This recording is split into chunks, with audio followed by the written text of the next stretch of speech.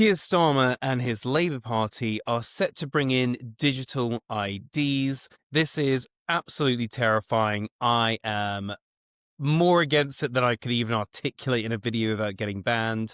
So I thought that I would run through just 10 reasons why I think this is a terrible idea and why you should also stand against digital ID. And let me tell you, it was hard to narrow these down to just 10 points. Point one is functionality creep. We've seen it before. These things start out as, well, it's just to do this, then it becomes just to do that, and then it's just to do this, and then all of a sudden you can't even buy a tin of baked beans in Tesco. There is a real worry that this could be scaled up quite quickly to be an effective social credit score, which is, oh, you've used too much carbon, or you've got the wrong views, or you've attended the wrong event, so actually now we're going to have to curb your freedoms. That could easily happen once this is in place. They're not going to tell us that that's what they're doing, but it's something that could absolutely happen. And I know a lot of people might think, oh, you're being over the top with that, like, come on. Look, it was not so long ago that we had COVID and you needed to prove that you had had a vaccine to leave the house or to enter certain events.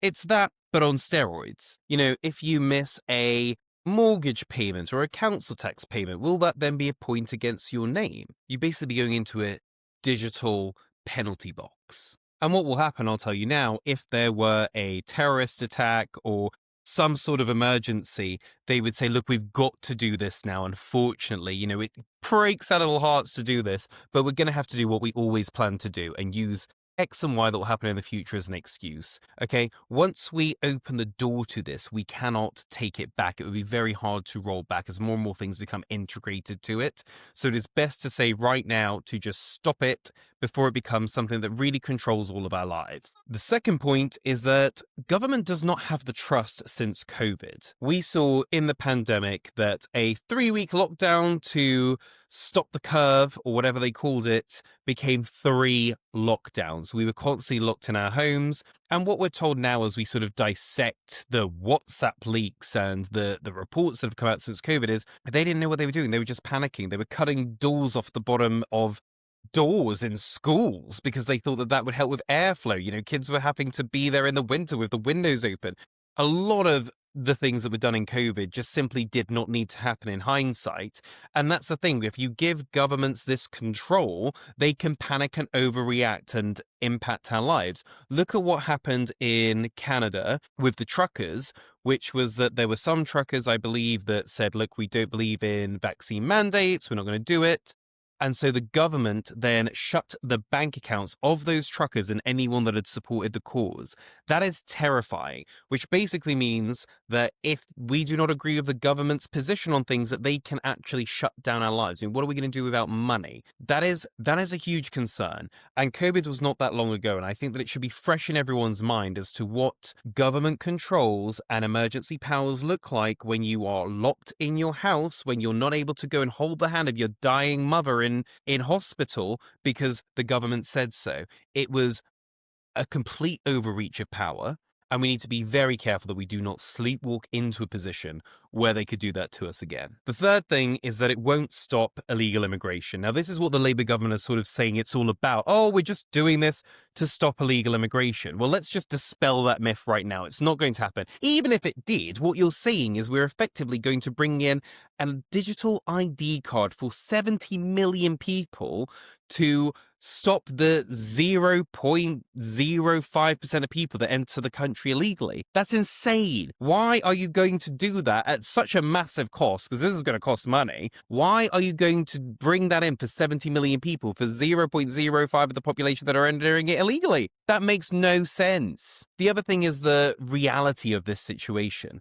With or without an ID card, are we actually going to have a position where someone shows up to use the NHS, they're in A&E, their leg's falling off, and they say, where's your Brit card? And they say, well, I don't have it. And they say, well, get out. Of course, that's not going to happen. And this is the problem with the NHS. So people say, you know, oh, well, when people come here from abroad or they haven't paid into the system, they use the NHS. It's, you know, it's money. And if we could recoup it, then we'd be better off. But from what I've heard, and this is just what I've heard, it costs more money for the NHS to try and say, oh, well, you're from Spain, you don't have access to our NHS. we're going to charge you for it. Sort of doing all the legal stuff to chase them and try and find them and to get that money back actually costs more money than to just say, oh, you know what, cut our losses. So the idea that, oh, well, no, we'll treat everyone, but those people that don't have Brit cards and aren't citizens, you know, they will have to pay the money back. It's like, you're not going to do that, are you? And on the illegal immigration point, you know, it's well documented that we have migrant hotels all across this country. You know where they are. If you wanted to deport them, you could. And I'm not getting into an immigration battle here. This is a left and right. They can fight it out, whatever. But the reality is, like, factually, this idea of like, oh, well, if we have these ID cards, then we'll know who are the illegal immigrants, then we can deport them. It's like, but you already know. You already know the people that enter the country illegally. They're in hotels. You could go and find them right now. I don't understand what a digital ID is going to do. You either have the will to deport those people, you don't. And as I say, this is a political point, and people can be on either side of that and debate that out for themselves, whatever. But the reality is, you don't deport them. So what is an ID card going to do? Nothing. It's got nothing to do with it. That's the whole point. They're using an excuse that makes no sense. And it's probably also worth pointing out that we already have a system in place, which is national insurance numbers, that's meant to do the exact same thing. So if that doesn't work, what makes people think a digital ID is going to work? And it will, as we know, it'll be the minorities that'll pay for this digital ID thing when it goes wrong. And there'll be, you know, computer said, no, you don't have the right to work, when maybe they do have the right to work, but a piece of paper hasn't gone onto their Brit card or whatever. It's this nonsense that will just that will just not improve the situation. So the idea that this is in any way going to solve the illegal immigration crisis is insane. It just doesn't, it literally does not make sense. If you think it makes sense and you can explain to me how a digital ID card is going to stop illegal immigration, please comment it below. I genuinely want to know. Reason 4 is that it will become a centralized place for hackers to target. A lot of juicy data in there that people could hold to ransom, that people can sell off.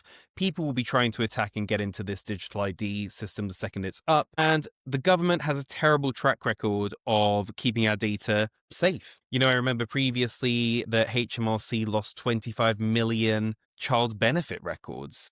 I mean, just insane. So, you know, if someone that's been proven to lose people's data and be susceptible to hacks says, give me all your data, I should be able to say, no, I don't think you're responsible with it. Reason 5 is that we could see exclusion by scale. So this is a real thing where so things could go wrong with a digital ID card, and then all of a sudden you can't use your bank account, or you can't put petrol in your car.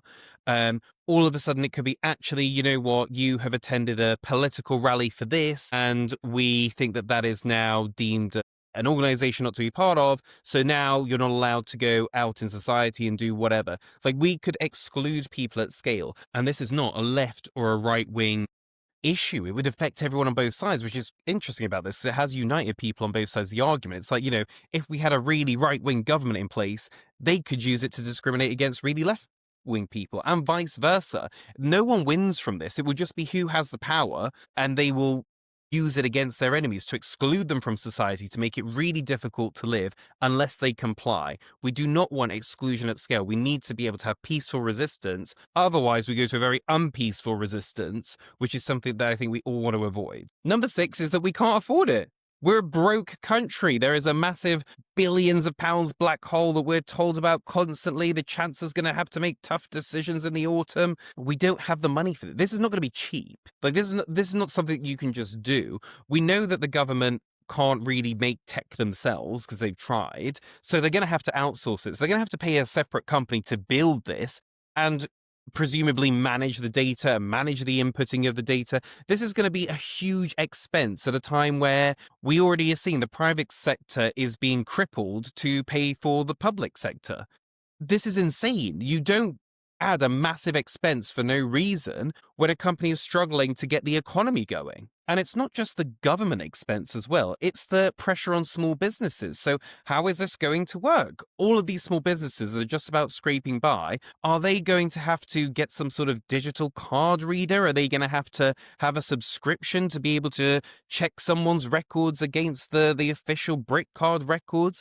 It's probably going to cost money. So they're going to have to invest in that. It's going to be another layer of red tape for them to deal with. Again, money people do not have. Point 7 is people with no tech. Believe it or not everyone has a smartphone. Not everyone has some sort of device. Not everyone has Wi-Fi. Can you believe it?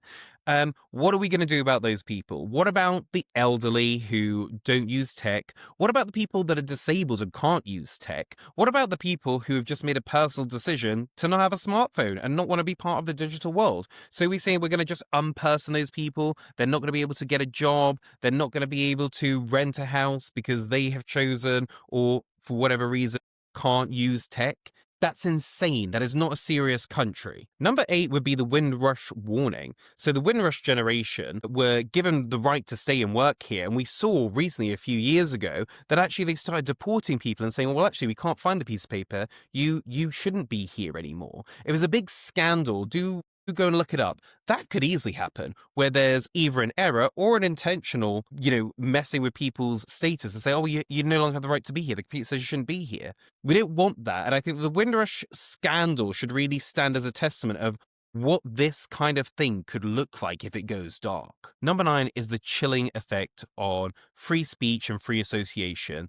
This idea that actually, if this is scaled up in a time of national emergency or whatever it is, that actually people can say, oh, well, you associate with this people. Oh, you're part of this union. Oh, you went to this rally. You are a bad person. We deem that to be bad. Or, you've overused your carbon allowance or whatever it is. That we start seeing people self-censor. That we start people thinking, oh, well, I better not attend that, or I better not do that, or I better not say that because, the government will punish me through the Brit card. That's terrifying. And point 10. Last but not least, society works just fine without it. What is the benefit? Someone please explain to me the benefit. Society works just fine. Yes, we have a small problem with illegal immigration, which, as I've already talked about, is not going to be helped by this anyway. But other than that, we have national insurance numbers, we have passports, people can get a job, people can rent things.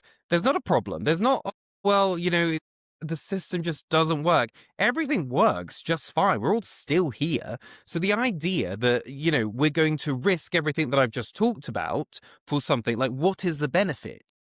What is the, oh, no, but if we do this, our lives are just going to be so much more better. It's like, oh, it's convenience. And, we all know that today's convenience could be tomorrow's digital checkpoint. There are too many ways that this could go wrong that it is just simply not worth the risk. So those are my 10 points on why I think digital ID is a terrible idea, and so should you. Please comment below and tell me which ones I've missed off. As I told you, I had a list of about 20, really tried to cut it down to 10. So do let me know in the comments which ones you think I've missed and what do you think about digital ID.